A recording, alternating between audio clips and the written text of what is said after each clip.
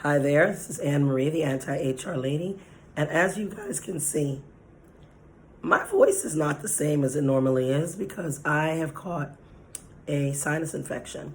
So I will not be doing any videos this week, but I wanted to make a quick video. I need to rest my voice.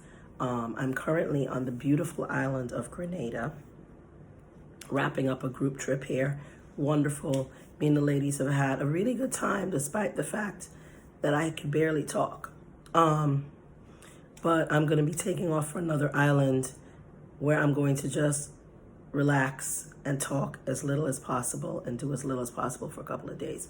So I'm not going to be putting any other videos up this week besides this one. But there's a lot going on, so I wanted to say a couple things very briefly because I really do need to rest my voice. I've been thinking a lot about the recent press conference with the two presidents in the Oval Office. And, you know, I put something up in the YouTube community. People have been commenting on it. And, you know, the theory that Donald Trump looked very unhappy in the video with Elon Musk and his son in the Oval Office. But I just want to share my thoughts on it. First of all, as you're aware, Time magazine shared a cover about a week ago showing Elon Musk sitting behind the Resolute desk in the Oval Office on their cover. A week later or so, Elon Musk does a press conference with Donald Trump, with his son, which I think was just trying to make himself, humanizing himself. I don't think it helped. Like I said, I mean, I haven't said this on this platform, but I've said it many times. Slave owners were fathers and slave owners were mothers and sons of somebody as well. Didn't make them good people. So having a child doesn't make you a good human being. It just means you're creating more problematic people for the world to deal with. Just means that your organs work and you can procreate. Doesn't humanize you, doesn't make you a good person to any degree whatsoever. That's just my opinion. So there are lots of really wonderful people in this world who never had children. So having children doesn't give you some extra cachet, neither does it make you a better human. That being said, I think the press conference was Donald Trump's idea, to be honest with you. If you think about the psyche of that person, I know that Time magazine putting Elon Musk behind that desk drove him up the wall. And I think he wanted people to see him behind the desk. So he agreed to have a conversation and with Elon Musk and signed some executive order with Elon Musk there, giving his office that shouldn't even exist and is illegal more authority, which is also illegal. But it backfired because it just made people very clear about who the president really is. Even though he was sitting behind the desk, he looked like a weak, sad, unhappy little man, while this other person who's pulling his strings like a puppet was doing all the talking. He's just sitting there like an appendage, right? And it's very obvious to people that he's uncomfortable, that he's unhappy. I don't know of any coverage that indicates that the little boy said any of the things that people are claiming he said. So I'm not going to talk about any of that because I don't believe in dealing in conjecture. I believe in dealing in facts. And if you're looking at his body language and he was literally pouting through part of the video, it's obvious that it's not going the way that he wants it to go. But I don't necessarily think that he didn't want to be there. I think he wanted people to see him behind the desk with Elon Musk because he felt a type of way about that Time cover. However, I think it backfired. And I almost wanted to tell him to blink twice, which brings me to something else that I've been thinking about all week. I've been here in Grenada at a beautiful resort, and they've been having several weddings. And one of the wedding parties, was comprised of a black girl And I noticed from the time she arrived, she was with a group of white people. And she's obviously was in a relationship with a white guy that was there with her. Not particularly attractive. He kind of was giving me J.D. Vance vibes. He like pudgy, not very attractive. She's, nice looking girl, average, she's not, Naomi Campbell or anything, but a pretty girl.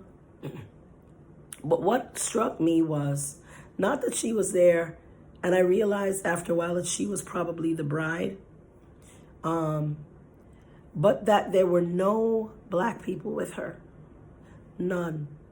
I didn't see any family, anybody. It was like his family, a lot of white people, white women with her. I guess her friends. And I mean, one night we were watching her at the bar, and I almost went over there and talked to her, but I didn't because I couldn't talk. A couple nights ago, I actually couldn't talk above a whisper. And I almost wanted to walk up to her and say, blink twice. If you need to be rescued, blink twice. But then I thought to myself, she's probably exactly where she wants to be and is happy to be where she is. And so it's not my place to tell her anything, right? So first of all, I can't talk and it ain't none of my business. But I observed her and I just thought she looked so out of place with them. She didn't look particularly happy at times, and she's there alone. And I thought to myself, is she adopted? There are a lot of, black children have been adopted by white people, especially in the middle of America. They don't know any other black people. They are surrounded by white people. And those people always end up having lots and lots of issues later in life, whether they acknowledge them or not. But I kept thinking, people around me were laughing because I was coming up with all kinds of theories about why she was there with nobody else that looked like her and just surrounded by all these white people. But I wish her well, whatever her situation is. Hope it works out for her. And if it doesn't, the courthouse doors are open, even though, this administration intends to make it harder for women to get divorced. That's a conversation for another day. But it got me thinking about how many of us actually willingly put ourselves in situations that end up harming us because we think we're going to get something out of it. Usually not something that we end up getting, but because we think it's going to get us a promotion, it's going to get us some kind of cachet, it's going to get us status. We as black women tend to really pile on when we see black men with white women. But we don't say a lot about those of us who make the same choice and are motivated by the same things that black men are. Proximity to whiteness, acceptance by white society, and a feeling that we've accomplished something by being with a white person. I'm not saying that all people in interracial relationships are motivated by these things, but a lot more are than we talk about, right? And I just thought about that when I was observing the young lady the other night. And so, in the end, we all figure it out that the proximity is not going to save us. It's not going to make us better off. But how many of us are accepting behavior and treatment that we don't deserve because we've been conditioned to seek that proximity and to believe that it will make our lives better?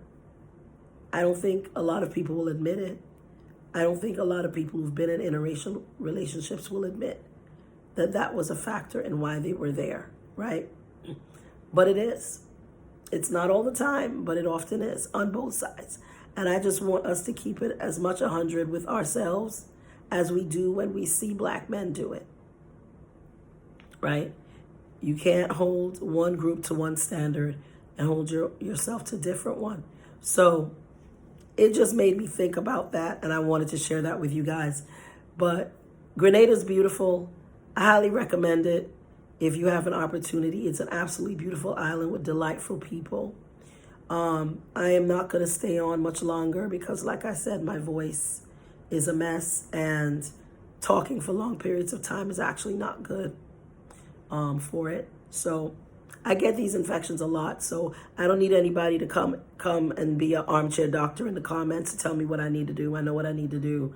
I'm doing it. This happens quite a bit. I get tonsil infections, and it happens, and it happened. This time, air conditioning is really not good for me, especially really cold air conditioning. And I was subjected to very cold air conditioning before I got here, and so by the time I got here, everything was a mess. But I will be fine. Hopefully, when you guys see me in a video by next week, my voice will be back to normal.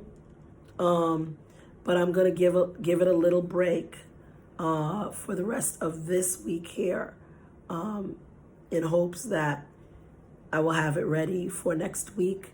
I will be sharing some things in the community. One thing I do want to make sure I say, as I shared in a post, I am creating a anti-HR community off of YouTube. You guys have heard me talk about this before. Can HR Do This is moving to that community. Sign up to join the community will open on March 1st.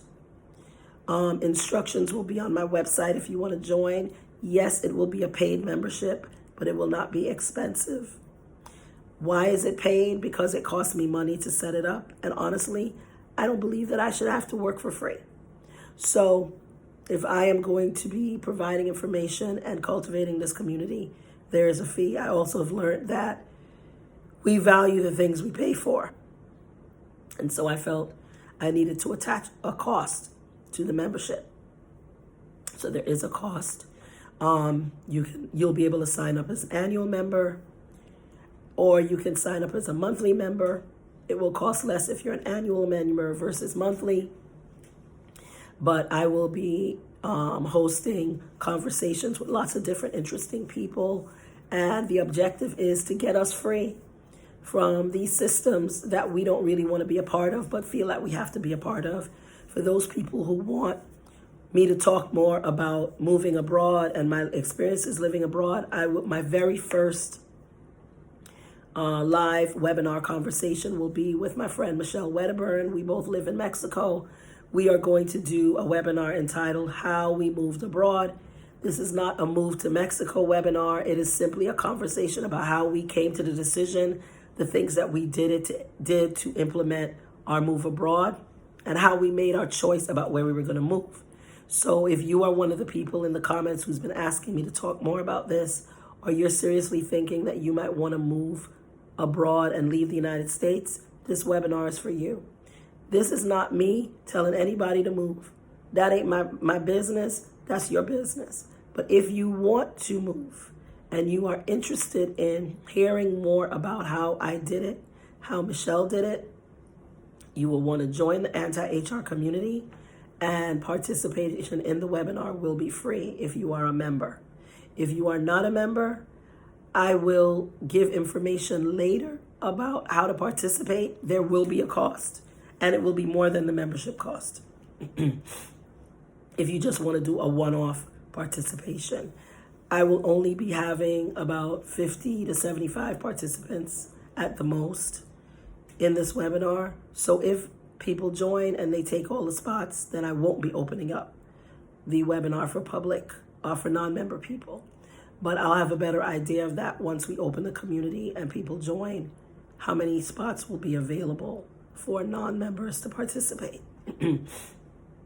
I will be doing more conversations like this. I'll probably be doing one other conversation with another person. I'll share more about that later. And then we'll be having some other conversations about workplace issues. I'm lining up some employment attorneys to bring on to have some conversations with possible Q&As about employment-related issues. The courthouse is where a lot of things are now going to have to be resolved. We'll talk more about the EEOC and what people should expect or not expect from the EEOC going forward. There'll be a lot of topics that I'll be either discussing or hosting or co-hosting inside of the community. I want my own community because I want to be able to say things like I really feel. And believe it or not, I really don't do that on YouTube. This community is going to be for people like me who are, in these situations, these workplaces, and in a place that they don't want to be in, and they would like a place to talk about those things.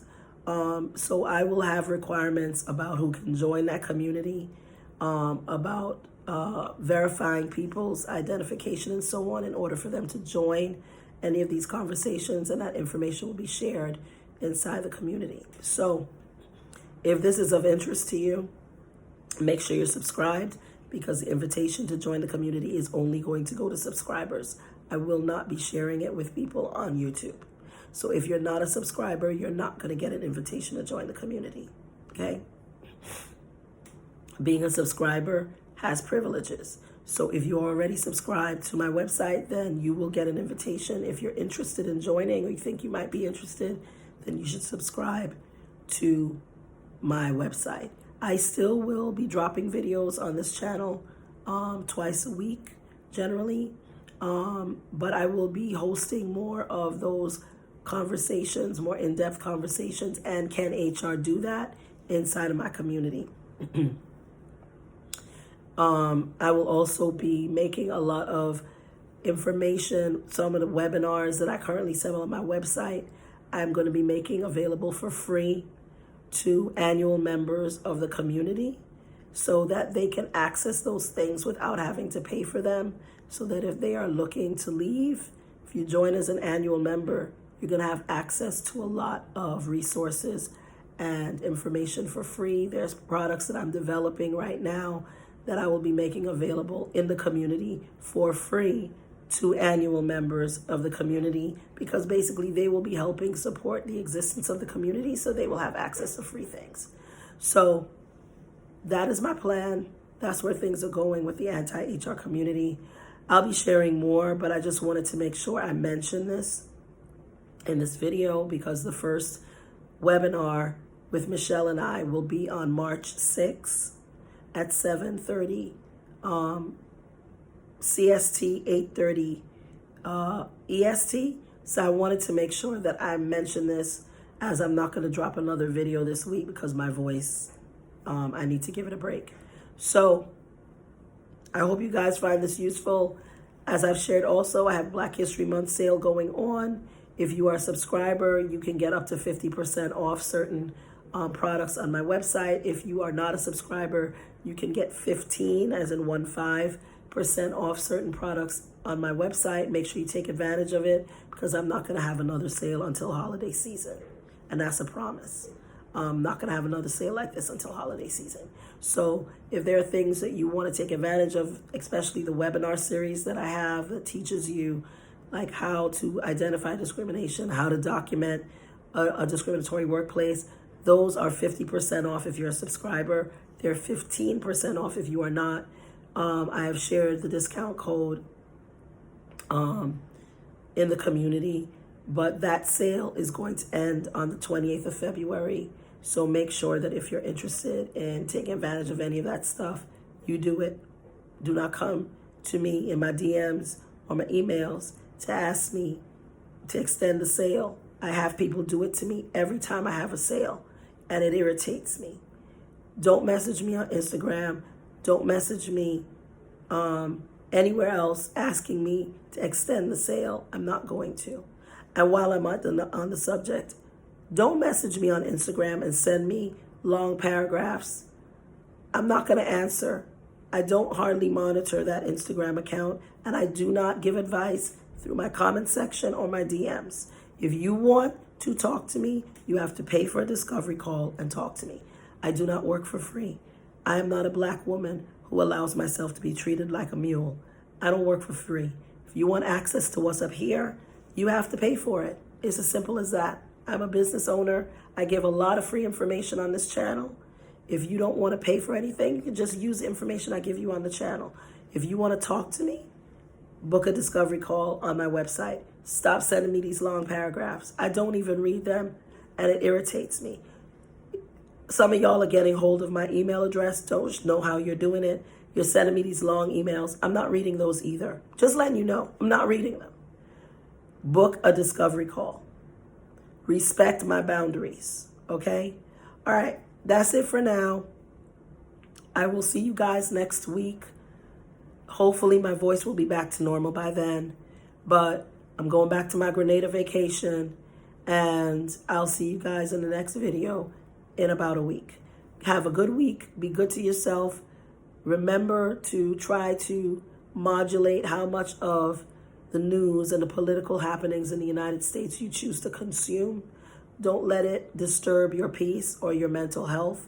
Remember that we as Black people are protecting our peace right now. We are minding our business. White people need to go save their democracy. That's their job.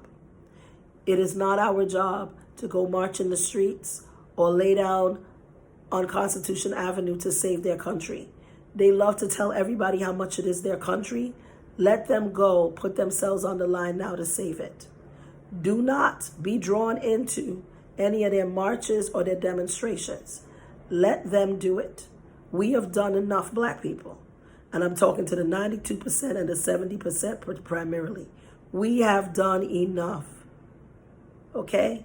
We have other ways that we can see about ourselves and make sure that we're okay. And we've talked about some of that. We can talk about more of it in my community.